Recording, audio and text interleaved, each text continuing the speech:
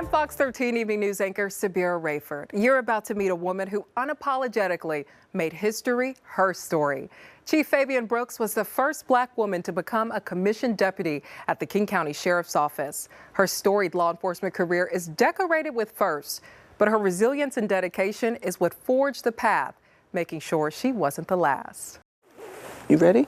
How do you measure impact? The weight of an award? It says recognition of excellence. The prestige of a title? Presented to Chief Fabienne Brooks, retired sheriff, King County. Or is it the stranger Hi. you never saw coming? I found an old picture of you. Would you like Oh, to you sure did. Oh my gosh, look at that. Oh, here's another one. Well, I'll be darned. That brings back a lot of memories. I am very proud that we have you in our office. Oh, So, thank you. man. That touched my heart. Thank you. You're welcome. I never think about, I never think about that. I was just trying to be the best person I could be, right? It's my pleasure to honor you. I need another hug. Reflections of the past, revealing an unplanned legacy. Would you believe yourself back then if you could go back and visit young Faye? No, I couldn't see that far. It all started in 1978 when Chief Fabienne Brooks was hired by the King County Sheriff's Office and attended the training academy. I felt like it was meant to be, that this was, something that I was destined to try. She was the only woman in her class, I had a lot of support. and some who were ready to challenge her presence. I'm sitting on the ground, and this one recruit officer, I'm not quite sure what he was thinking about, but he came and he grabbed me to like tease me, and he started swinging me around, and I said, put me down, and I guess I'm yelling at it, but I said, put me down. When he finally did, all I can remember doing is getting up and I hit him. I guess it got to people understanding that I'll take something to a certain point, but don't take me past it. She graduated at the top of her recruiting class and was sworn in as a commissioned deputy.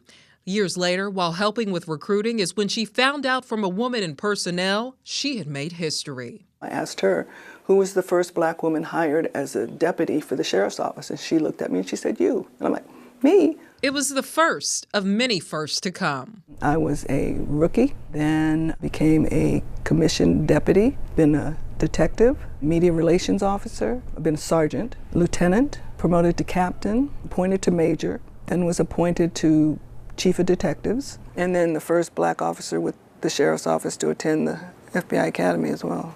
But let's rewind.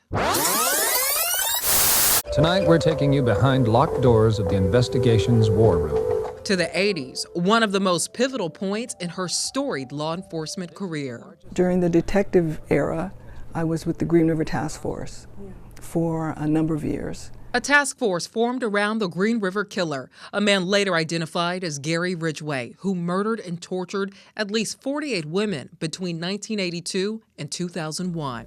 He has a way about him that gets these girls to come with him. And it's something that we all think about, I'm sure.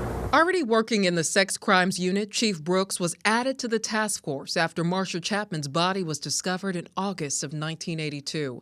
She says Chapman had survived another attack before her murder. I investigated her case. I went out to her house, and she decided she didn't want to pursue it, which is her choice, right? So the case was closed. When the women that were found along Green River in August, she was one of those victims. And when I learned it was her, it really touched me to my core. At times, the work felt personal. I think they're all our daughters in a way. We've come to know them better than their families did because of the investigations that we've done on them. Knowing the feeling of violation. Part of my life experience is growing up in a household with that, both with sex abuse and with domestic violence.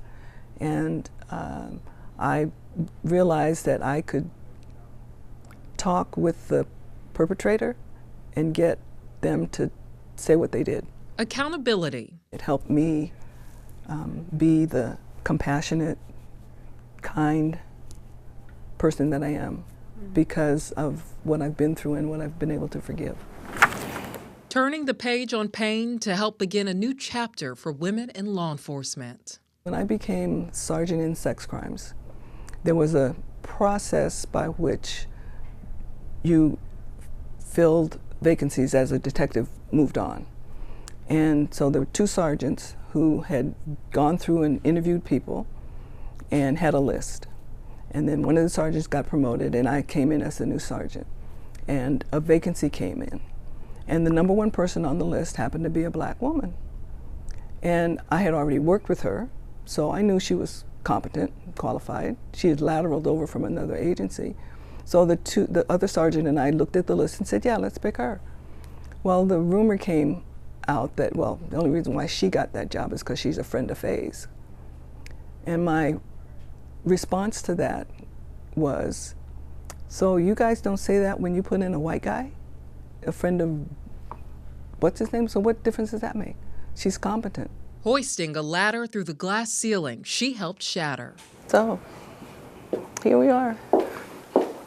Back in a sheriff's office that doesn't just look different. This was 1971 when there were officers on the sheriff's office. It feels different. Good to see you. Good to see you too. What's your legacy? She didn't let people tell her no. She had a sense of humor, could tell jokes, was committed to doing a good job, and treated people with dignity and respect, understanding how true it is that what you're going through now is really preparing you for what's coming next. And my grandmother always said, you got to go through it to get to it. And I'm always like, what was she talking about? Yep, you got to go through some things to get to where you're going. Chief Brooks' contributions have gone far beyond Washington. While working the Green River case, she actually came up with the term person of interest. What an amazing legacy.